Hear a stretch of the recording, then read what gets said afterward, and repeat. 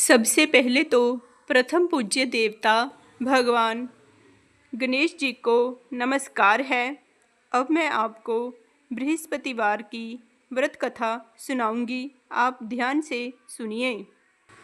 भारतवर्ष में एक प्रतापी और दानी राजा राज्य करता था। वह नित्य गरीबों और ब्राह्मणों की सहायता करता था। यह बात उसकी रानी को अच्छी नहीं लगती थी। वह ना ही गरीबों को दान देती, ना ही भगवान का पूजन करती थी और राजा को भी दान देने से मना किया करती थी। एक दिन राजा शिकार खेलने वन को गए हुए थे, तो रानी महल में अकेली थी।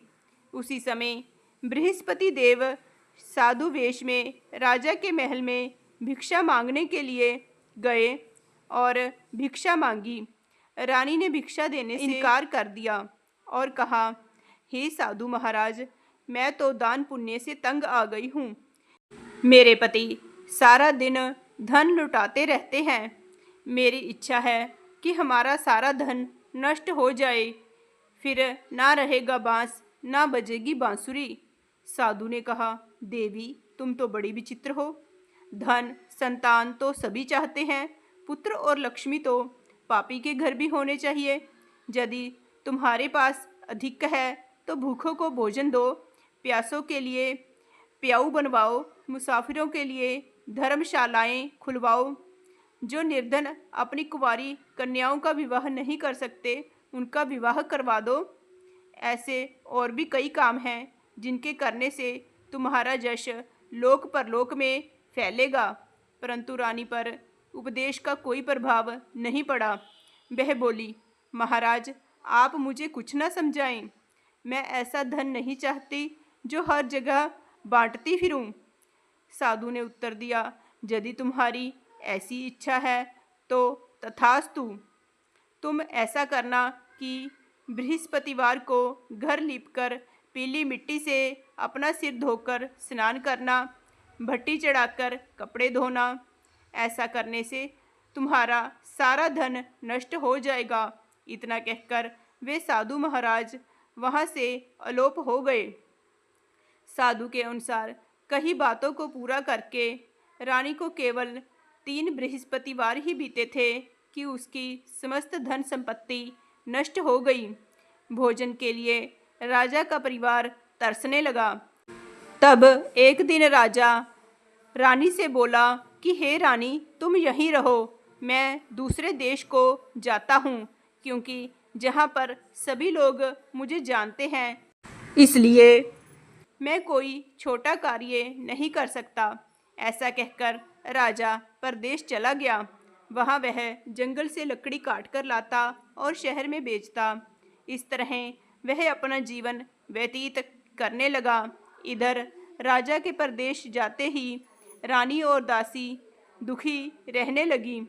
एक बार जब रानी और दासी को 7 दिन तक बिना भोजन के रहना पड़ा, तो रानी ने अपनी दासी से कहा, हे दासी, पास ही के नगर में मेरी बहन रहती है।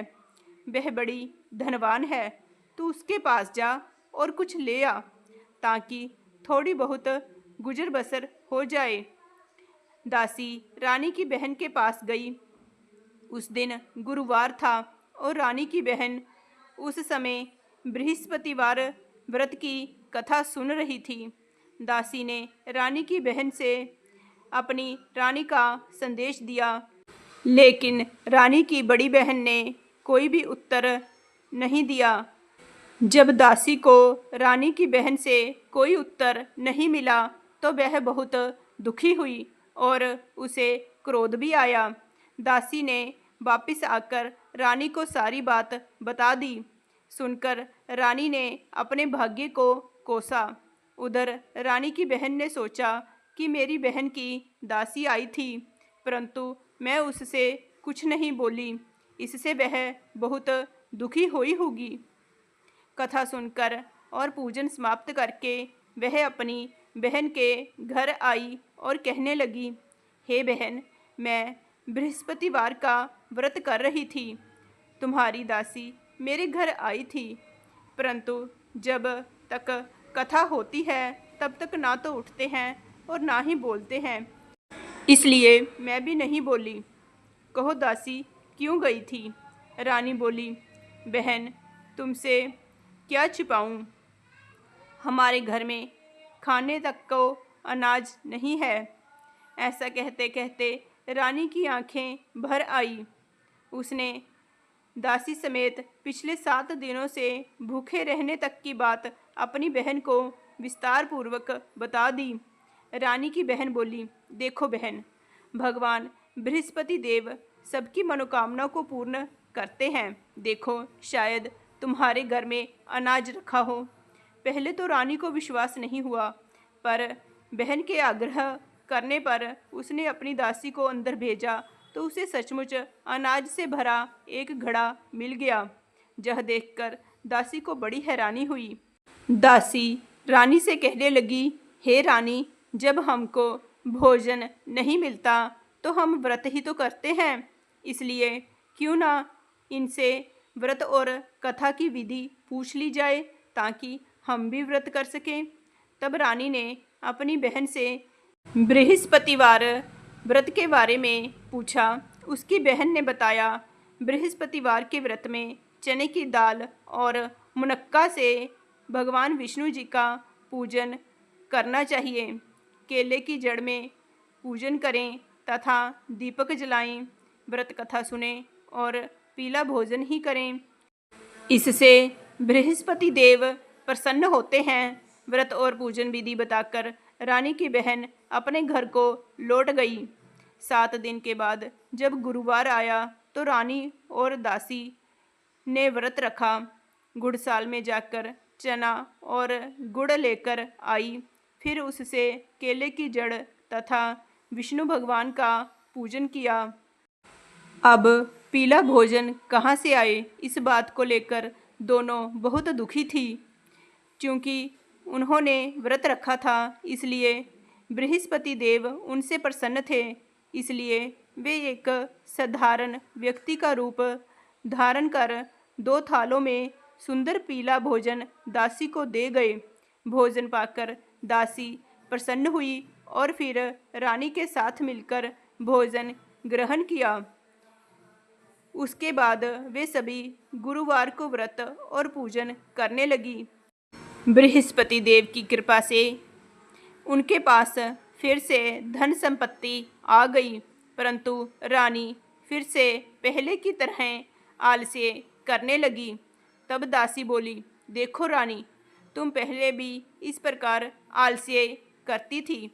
तुम्हें धन रखने में कष्ट होता था, इस कारण सभी धन नष्ट हो गया, और अब जब भगवान बृहस्पति की कृपा से धन मिला है तो तुम्हें फिर से आलस्य होता है। रानी को समझाते हुए दासी कहती है कि बड़ी मुसीबतों के बाद हमने यह धन पाया है, इसलिए हमें दान पुण्य करना चाहिए, भूखे मनुष्यों को भोजन कराना चाहिए और धन को शुभ कार्यों में खर्च करना चाहिए, जिससे तुम्हारे कुल का यश बढ़ेगा, स्वर्ग की प्राप्ति होगी और पितृ प्रसन्न होंगे। दासी की बात मानकर रानी अपना धन शुभ कार्यों में खर्च करने लगी, जिससे पूरे नगर में उसका यश फैलने लगा। एक दिन राजा दुखी होकर जंगल में एक पेड़ के नीचे आसन जमाकर बैठ गया। वह अपनी दशा को याद करके व्याकुल होकर रोने लगा। बृहस्पतिवार का दिन था। एकाएक उसने देखा कि निर्जन वन में एक साधु प्रकट हुए। वह साधु वेश में स्वयं बृहस्पति देवता थे। लकड़हारे के सामने आकर वे बोले, हे लकड़हारे, इस सुनसान जंगल में तू चिंता मग्न क्यों बैठा है? लकड़हारे ने दोनों हाथ जोड़कर प्रणाम किया और उत्तर दिया, महात्मा जी, आप सब कुछ जानते हैं, मैं क्या कहूँ? यह कहकर वह रोने लगा और साधु को अपनी आत्मकथा सुनाई। महात्मा जी ने कहा, तुम्हारी स्त्री ने बृहस्पति के दिन बृहस्पति भगवान का निरादर किया है, जिसके कारण रुष्ट होकर उन्होंने तुम्हारी यह दशा कर दी। अब तुम चिंता को दूर करके मेरे कहने पर चलो तो तुम्हारे सब कष्ट दूर हो जाएंगे और भगवान पहले से भी अधिक संपत्ति देंगे। तुम बृहस्पति के दिन कथा किया करो। 2 पैसे के चने मुनक्का लाकर उसका प्रसाद बनाओ और शुद्ध जल से लोटे में शक्कर मिलाकर अमृत तैयार करो।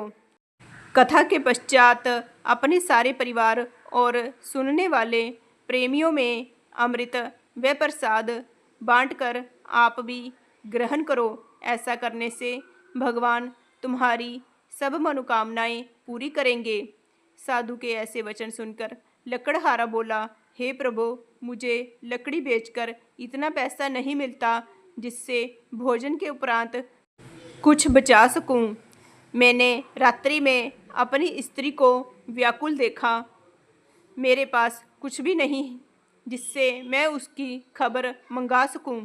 साधु ने कहा, हे लकड़हारे, तुम किसी बात की चिंता मत करो। बृहस्पति के दिन तुम रोजाना की तरह लकड़ियां लेकर शहर को जाओ।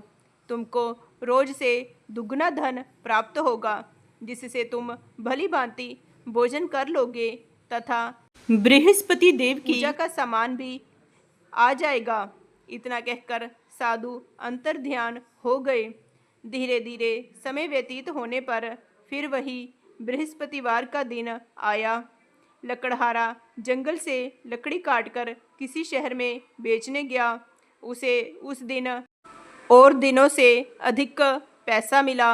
राजा ने चना गुड़ आदि लाकर गुरुवार का व्रत किया। उस दिन से उसके सभी क्लेश दूर हुए। परंतु जब दोबारा गुरुवार का दिन आया तो वह बृहस्पतिवार का व्रत करना भूल गया। इस कारण बृहस्पति भगवान नाराज हो गए।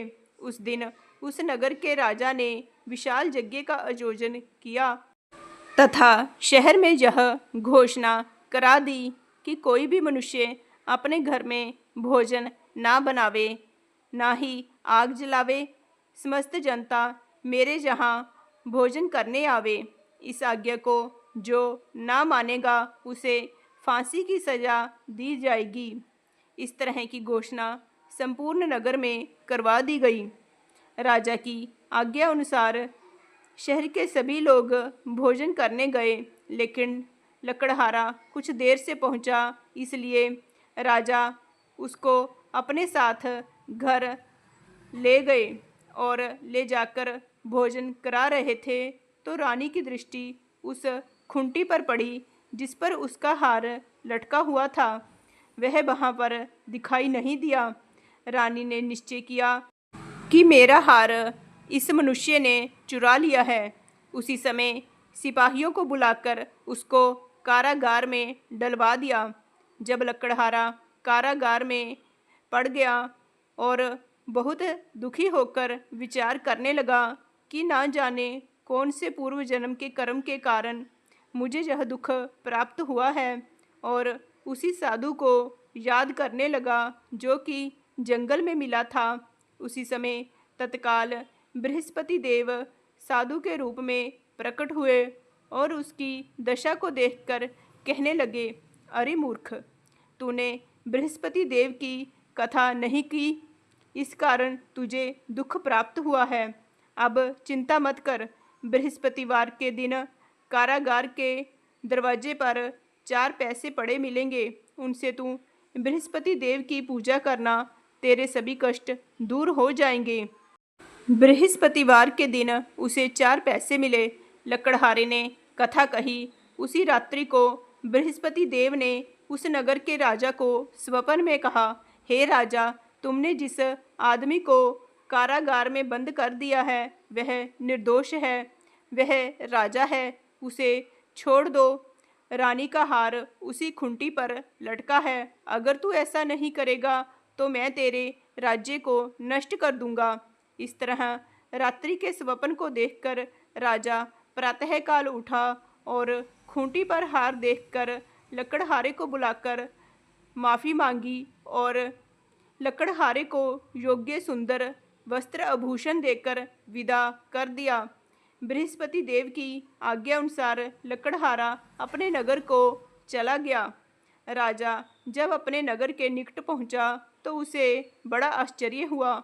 नगर में पहले से अधिक बाग, तालाब, कुएं तथा बहुत सी धर्मशाला, मंदिर आदि बनी हुई थी। राजा ने पूछा कि यह किसका बाग और धर्मशाला है। तब नगर के सब लोग कहने लगे कि यह सब रानी और बांदी के हैं। तो राजा को आश्चर्य हुआ और गुस्सा भी आया। जब रानी ने यह खबर सुनी कि राजा आ रहे हैं तो उन्होंने बांदी से कहा कि हे दासी, देख राजा हमको कितनी बुरी हालत में छोड़ गए थे। हमारी ऐसी हालत देखकर वह लौट न जाएं, इसलिए तू दरवाजे पर खड़ी हो जा। आज्ञा अनुसार दासी दरवाजे पर खड़ी हो गई। राजा आए तो उन्हें अपने साथ ले आई। तब राजा ने क्रोध करके अपनी रानी से पूछा कि यह धन तुम्हें कैसे प्राप्त हुआ है। तब उन्होंने कहा, हमें यह सब धन बृहस्पति देव के इस व्रत के प्रभाव से प्राप्त हुआ है। राजा ने निश्चय किया कि 7 रोज बाद तो सभी बृहस्पति देव का पूजन करते हैं, परंतु मैं प्रतिदिन दिन में 3 बार कहानी तथा रोज व्रत किया करूँगा। अब हर समय राजा के दुपट्टे में चने की दाल बंधी रहती तथा दिन में 3 बार कहानी कहता। एक रोज राजा ने विचार किया कि चलो अपनी बहन के यहाँ हो आवे। इस तरह निश्चय करके राजा घोड़े पर सवार हो अपनी बहन के यहाँ को चलने लगा। मार्ग में उसने देखा कि कुछ आदमी एक मुर्दे को लिए जा रहे हैं। उन्हें रोककर राजा कहने लगा, अरे भाइयों, मेरी बृहस्पति देव की कथा सुन लो। वे बोले, लो, हमारा तो आदमी मर गया है, इसको अपनी कथा की पड़ी है। परंतु कुछ आदमी बोले, अच्छा कहो, हम तुम्हारी कथा भी सुनेंगे। राजा ने दाल निकाली और जब कथा आधी हुई कि मुर्दा हिलने लग गया और जब कथा समाप्त हो गई तो राम राम करके मनुष्य उठकर खड़ा हो गया। आगे मार्ग में उसे एक किसान खेत में हल चलाता मिला। राजा ने उसे देखकर उससे कहा, अरे भैया, तुम मेरी बृहस्पतिवार की कथा सुन लो। किसान बोला, जब तक मैं तेरी कथा सुनूंगा तब तक 4 हरैया जोत लूँगा। जा अपनी कथा किसी और को सुनाना। इस तरह राजा आगे चलने लगा। राजा के हटते ही बैल पछाड़ खाकर गिर गए तथा किसान के पेट में बड़ी जोर का दर्द होने लगा। उस समय उसकी माँ रोटी लेकर आई। उसने जब यह देखा तो अपने पुत्र से सब हाल पूछा और बेटे ने सभी हाल कह दिया। तो बुढ़िया दौड़ी दौड़ी उस घुड़सवार के पास गई और उससे बोली कि मैं तेरी कथा सुनूंगी, तू अपनी कथा मेरे खेत पर चलकर ही कहना। राजा ने बुढ़िया के खेत पर जाकर कथा कही, जिसके सुनते ही वह बैल उठ खड़े हुए तथा किसान के पेट का दर्द भी बंद हो गया। राजा अपनी बहन के घर पहुंचा। बहन ने भाई की खूब मेहमानी की। दूसरे रोज प्रातःकाल राजा जगा तो वह देखने लगा कि सब लोग भोजन कर रहे हैं। राजा ने अपनी बहन से कहा, ऐसा कोई मनुष्य है जिसने भोजन नहीं किया हो? मेरी बृहस्पतिवार की कथा सुन ले। बहन बोली, हे भैया, यह देश ऐसा ही है कि पहले यहाँ लोग भोजन करते हैं, बाद में अन्य काम करते हैं। अगर कोई पड़ोस में हो तो देख आऊँ। वह ऐसा कहकर देखने चली गई, परंतु उसे कोई भी व्यक्ति नहीं मिला जिसने भोजन नहीं किया हो। अतः वह एक कुम्हार के घर गई जिसका लड़का बीमार था। उसे मालूम हुआ कि उनके यहाँ 3 रोज से किसी ने भोजन नहीं किया है। रानी ने अपने भाई की कथा सुनने के लिए कुम्हार से कहा। वह तैयार हो गया। राजा ने जाकर बृहस्पतिवार की कथा कही, जिसको सुनकर उसका लड़का ठीक हो गया अब तो राजा की प्रशंसा होने लगी। एक रोज राजा ने अपनी बहन से कहा कि हे बहन, हम अपने घर को जाएंगे, तुम भी तैयार हो जाओ। राजा की बहन ने अपनी सास से कहा। सास ने कहा, हाँ चली जा, परंतु अपने लड़कों को मत ले जाना, क्योंकि तेरे भाई के कोई औलाद नहीं है। बहन ने अपने भैया से कहा, हे भैया, मैं तो चलूँगी, पर कोई बालक नहीं जाएगा। राजा बोला, जब कोई बालक नहीं चलेगा तब तुम भी वहाँ क्या करोगी। बड़े दुखी मन से राजा अपने नगर को लौट आया। राजा ने अपनी रानी से कहा, हम निर्वंशी हैं, हमारा मुँह देखने का धर्म नहीं है और कुछ भोजन आदि नहीं किया। रानी बोली, हे प्रभु, बृहस्पति देव ने हमें सब कुछ दिया है, वह हमें संतान भी अवश्य देंगे। उसी रात को बृहस्पति देव ने राजा के स्वप्न में कहा, हे राजा, उठ, सभी सोच त्याग दे, तेरी रानी गर्भ से है। राजा को यह बात सुनकर बड़ी खुशी हुई। 9वें महीने में रानी के गर्भ से एक सुंदर पुत्र उत्पन्न हुआ। तब राजा बोला, हे रानी, स्त्री बिना भोजन के रह सकती है, पर बिना कहे नहीं रह सकती। जब मेरी बहन आएगी तुम उससे कुछ मत कहना। रानी ने यह सब सुनकर हाँ कर दी। जब राजा की बहन ने यह शुभ समाचार सुना तो वह बहुत खुश हुई तथा बधाई लेकर अपने भाई के यहाँ आई। तभी रानी ने कहा, घोड़ा चढ़कर तो नहीं आई, गधा चढ़ी आई। राजा की बहन बोली, भाभी, मैं इस प्रकार ना कहती तो तुम्हें औलाद कैसे मिलती। बृहस्पति देव ऐसे ही हैं, जैसी जिसके मन में कामनाएं हैं सभी को पूर्ण करते हैं। जो सद्भावना पूर्वक बृहस्पतिवार का व्रत करता है एवं कथा पढ़ता है अथवा सुनता है, दूसरों को सुनाता है, बृहस्पति देव उसकी सभी मनोकामनाएं पूर्ण करते हैं। बोलिए बृहस्पति देव की जय, विष्णु भगवान की जय। जय श्री कृष्ण।